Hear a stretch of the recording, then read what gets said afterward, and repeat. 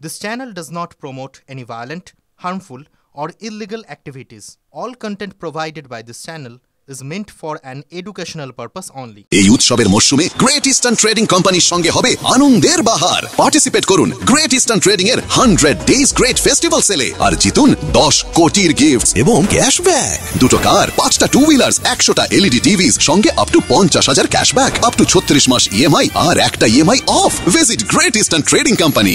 দুর্গাপুরে বেসরকারি মেডিকেল কলেজে ছাত্রীকে গণধর্ষণের অভিযোগ, গ্রেফতার 3 অভিযুক্ত।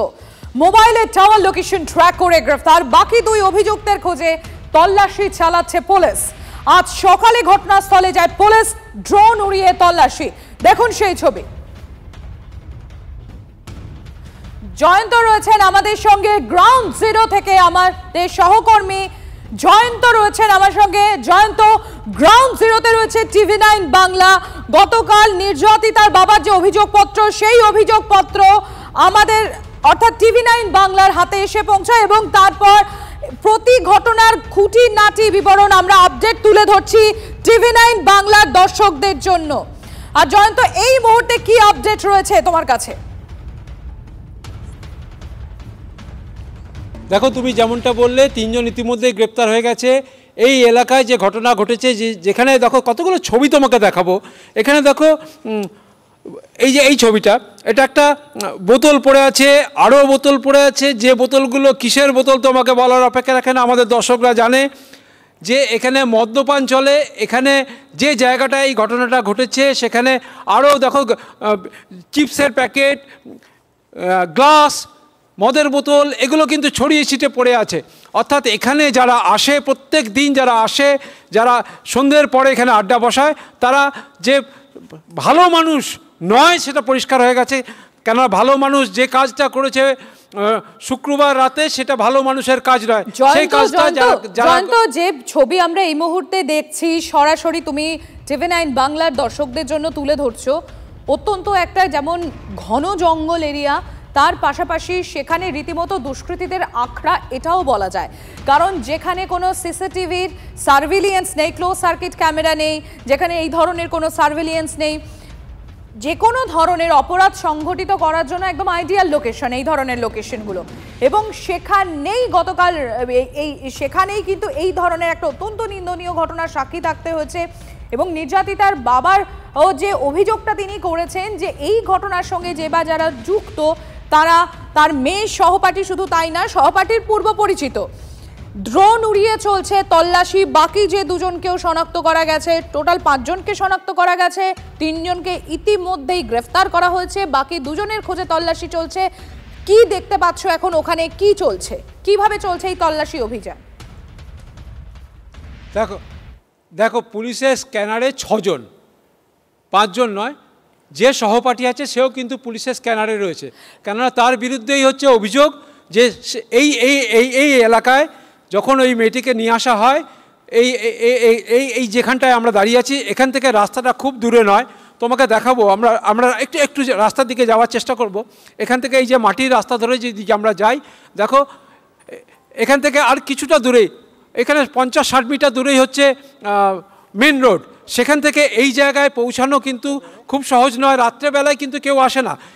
যে ছেলেটির সঙ্গে এসেছিল তাকে সন্দেহের চোখে রাখা হচ্ছে এই জন্য যে এই এলাকায়, নির্জন এলাকায় রাত্রেবেলায় কেন নিয়ে আসা হবে তার মেয়েকে, যেহেতু এখানে কোনো সিসিটিভি সার্ভেলেন্স নেই কোনো আলোর ব্যবস্থা। এখানে গাড়ি সাধারণত সন্ধ্যের পর থেকে গাড়ি ঢোকে না। এখানে যে মাটির রাস্তা, এখান দিয়ে এই দিকে দেখো, আমি এইদিকে এই রাস্তা দিয়ে কিছু গাড়ি হয়তো যায়, মোটরসাইকেল যায়, কিন্তু যেদিকে ঘটনাটা ঘটেছে আমি দেখাতে বলবো এই দিকটাও। এদিকে দেখো, এদিকে কিন্তু কোনো গাড়ি যায় না। এখানে 2-4 জন সাইকেল নিয়ে, মোটরসাইকেল নিয়ে যায়, তাও দিনের বেলায়। অর্থাৎ এটা হচ্ছে এমন একটা জায়গা, এখানে ওই ছেলেটি সঙ্গে কেন আসবে মেয়েটি, এটা একটা প্রশ্ন তুলেছে নির্যাতিতার বাবা। অর্থাৎ নির্যাতিতার বাবা কিন্তু তার সহপাঠীকে কোনোভাবেই কিন্তু এই ঘটনার সঙ্গে যুক্ত নয় এমনটা মানতে চাইছেন না। তিনি দাবি করছেন যে তাকেও কিন্তু স্ক্যানারে রাখা হোক, তার বিরুদ্ধেও তদন্ত হোক।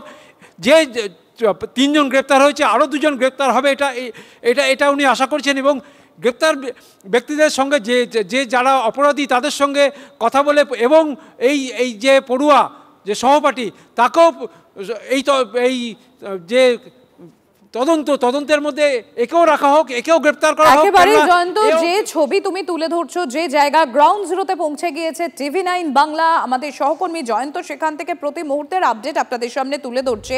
অত্যন্ত গভীর গহন এই জঙ্গল, এবং শুধু তাই না, যেটা বারবার আপনাদের সামনে উল্লেখ করছি যে এতটাই সংকীর্ণ সেই জঙ্গলের মধ্যে রাস্তা, কোনো 4 চাকার যানবাহন সেখানে প্রবেশই করতে পারবে না। সেখানে সাইকেল, বাইক, স্কুটি অর্থাৎ 2 চাকার যানবাহনই সেখানে প্রবেশ করতে পারবে, এবং যে কারণে তদন্তকারী অফিসাররাও এই বাইক, স্কুটির তারা সাহায্য নিচ্ছেন সেই জঙ্গলের মধ্যে গিয়ে চিরুনি তল্লাশি চালানোর সময়, এবং শুধু তাই নয়, ড্রোন ক্যামেরার মাধ্যমেও নজরদারি চালানো হচ্ছে।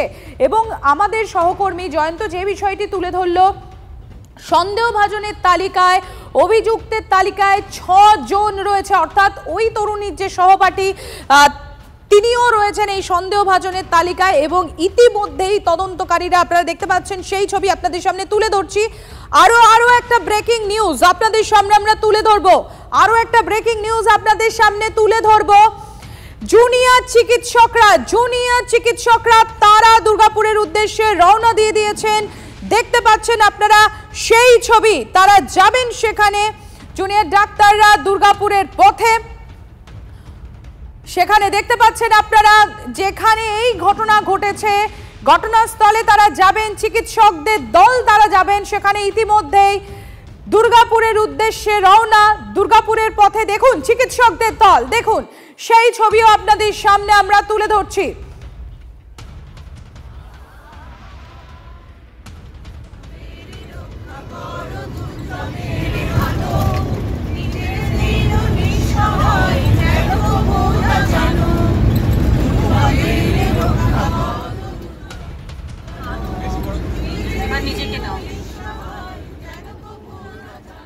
দুর্গাপুরে বেসরকারি মেডিকেল কলেজের ছাত্রীকে গণধর্ষণের অভিযোগ, ইতিমধ্যেই 3 জনকে গ্রেফতার করা সম্ভব হয়েছে। মোবাইলে টাওয়ার লোকেশন ট্র্যাক করে গ্রেফতার। আর যেরকম আমাদের সহকর্মী জয়ন্ত যে বিষয়টি তুলে ধরছে, প্রথমে যেটা জানা যাচ্ছিল যে 5 জন অভিযুক্ত, 5 জন সন্দেহভাজন, কিন্তু না, এখন যেটা খবর পাওয়া যাচ্ছে যে 6 জন, অর্থাৎ সন্দেহভাজনের তালিকায় রয়েছে মোট 6 জন। তাদের মধ্যে থেকে 3 জনকে গ্রেফতার করা সম্ভব হয়েছে। কাদেরকে গ্রেফতার করা হয়েছে, কি বলছে পুলিশ, আমরা জানবো। জয়ন্ত আমার সহকর্মী রয়েছেন গ্রাউন্ড জিরো থেকে, জয়ন্তর কাছে একবার চলে যাবো। জয়ন্ত, ইতিমধ্যেই তুমি যেটা জানালে যে 6 জন রয়েছে এই সন্দেহভাজন তালিকায়, তাদের মধ্যে 3 জনকে গ্রেফতার করা সম্ভব হয়েছে। যাদেরকে গ্রেফতার করেছে পুলিশ, তারা কারা, কি তাদের পরিচয়, কিছু জানা যাচ্ছে? দেখো, প্রাথমিকভাবে আমরা জানতে পেরেছি এই জঙ্গল লাগোয়া বিজদা বলে একটি গ্রাম আছে, সেখানে হচ্ছে সংখ্যালঘু অধ্যুষিত মানুষের বসবাস। সেখান থেকে এই 3 জনকে গ্রেপ্তার করা হয়েছে।